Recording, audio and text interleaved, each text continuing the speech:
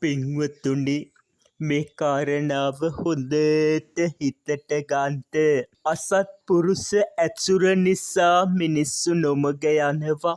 අසත්පුරුෂ ඇසුර නිසා මිනිස්සු විනාශයට පත්වෙනවා.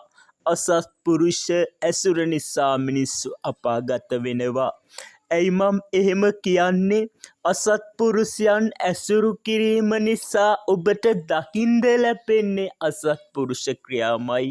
අසත්පුරුෂය ඇසුරු කිරීම නිසා දකින්ට ලැබෙන්නේ අහන්ට ලැබෙන්නේ අසත්පුරුෂ දේවල්මයි.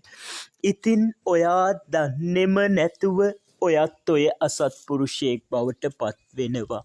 ඔයාගේ ජීවිතයත් විනාශයට පත් වෙන්න පුළුවන්.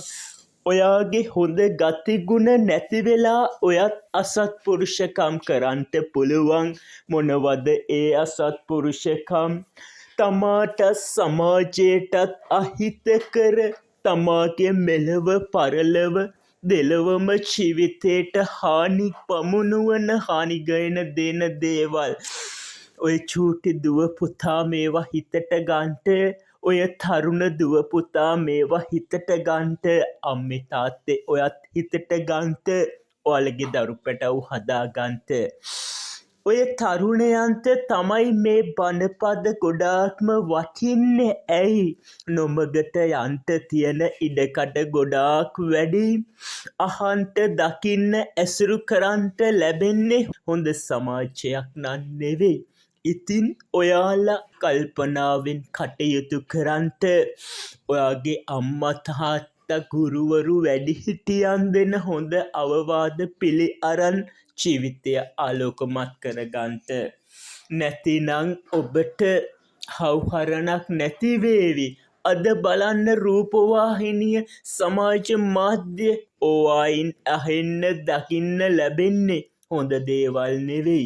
විනාශ වෙච්ච ජීවිත, මග හැරුණු ජීවිත, බිඳ වැටුණු ජීවිත, නරක ආශ්‍රය නිසා.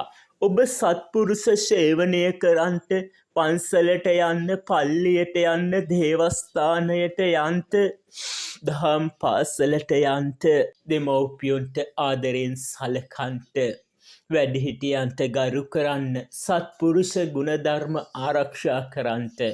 ඔබ හොඳ සමාජයක් ආයාසෙන් හරි නිර්මාණය කරගන්ට ඔබට ඒක පුළුවන්. ඔබට නොගැලපෙන තැන්වලින් අයින් වෙන්න.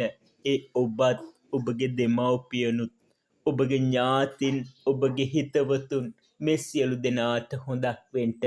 ඔබ සියලු දෙනාට තෙරුවන්